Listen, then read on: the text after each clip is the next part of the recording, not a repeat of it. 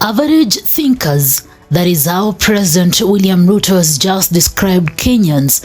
Speaking to a diaspora crowd in Doha, Qatar, Ruto declared that Kenya's biggest problem is not corruption or poor governance, but the average thinking of its own citizens. The comment has since blown up across social media, with critics saying the president has finally said it out aloud what many already suspected, that he sees himself as above the people who elected him. On Tuesday, while addressing Kenyans living abroad, Ruto said, Friends, shida tuko naye Kenya ni average thinking, ordinary, usual. Unless we up our game, unless we up our ambition, unless we think about the extraordinary. And I like the person who prayed here. He said excellence and integrity in his prayer. We have to begin to think about the excellent. Wachana na hii average. Hii average thinking ndio inatuletea hasara. We look at everything, we think it is impossible. We look at that, we think it's impossible. Others did it. Why can't we do it? For a leader whose campaign slogan promised to alleviate the hustler, the tone was jarring. The man who branded himself as the champion of the ordinary Kenyan now seemed to be scolding them for being too ordinary. To most Kenyans, these remarks cut deep, not just because of what he said, but when he said it. The country is reeling from high taxes, a weak shilling, surging cost of living, and record youth unemployment. Many feel Ruto's government has made life harder, not better. So when the president tells citizens they are average thinkers, it feels less like motivation and more like mockery. It is a statement made from the comfort of global summits and foreign stages, far removed from the matatu queues and food prices back home. But this one we can raise even without any levy. We'll raise it tutatumia tu akili. This is not the first time Ruto has positioned himself as intellectually superior. In the past, he has proudly said he is the most learned president in Kenya's history, pointing to his PhD and academic journey as proof of excellence. He has even used his education to contrast himself with past leaders, often reminding Kenyans that he rose from chicken seller to a head of state through hard work and brains. Mimi niko na experience ya kutosha. Nimekuwa mjumbe miaka 15. Nimekuwa naibu wa rais miaka 10. Kuna experience nyingine mimi nangojea. Mimi nimesoma. Na nimesoma vizuri. I am probably the most learned president has ever elected. Kenya has ever elected. Sindio?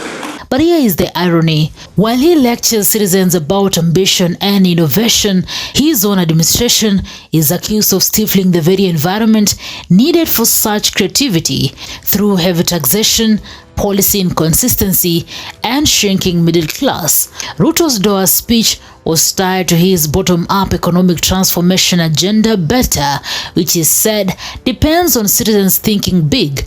The agenda focuses on small-scale enterprises, agriculture, and manufacturing sectors meant to empower ordinary Kenyans. But 2 years in, results have been mixed. Affordable housing projects are facing legal and public resistance. The social health insurance scheme has raised more confusion than confidence, and many Kenyans say the hustler dream is being buried under taxes and bureaucracy. So when Ruto says the public needs to think excellence, many are asking, isn't that what we voted for you to do? Isn't leadership about converting national ambition into practical progress, not shifting the blame to citizens? Tunalipa, tunakuwa maskini. I have to tell you this. Si mimi ndio rais wa Kenya. Unless I tell you so that you know where we are.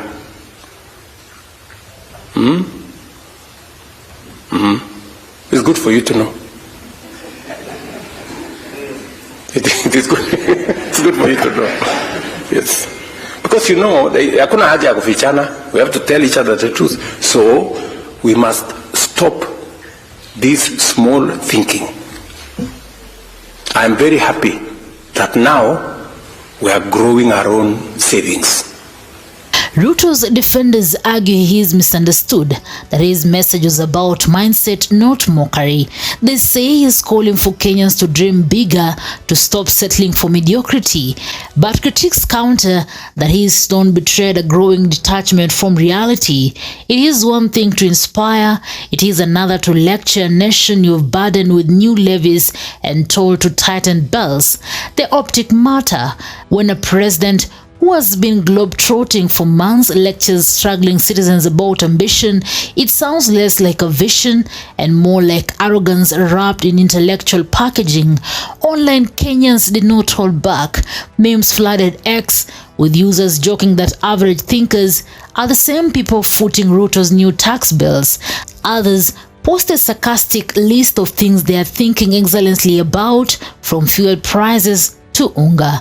Even some of Ruto's allies privately admit the comment was politically tone deaf at a time when his approval ratings are slipping, alienating the public with elitist rhetoric, maybe his biggest unforced error yet. We need minimum 10,000 megawatts of energy. And we need it like yesterday. Today, in Kenya, jioni between 5 and 10 p.m. we have to do load shedding. We have to shut off some areas to be able to power other areas because our energy haitoshi.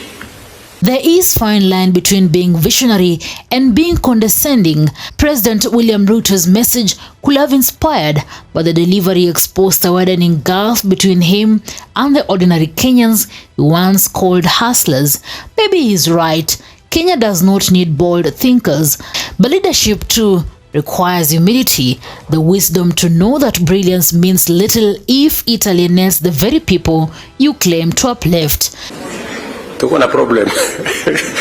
So we have to, and we need about 1.2 trillion to do it, and we will find the money to do it. Mnanielewa? Yes.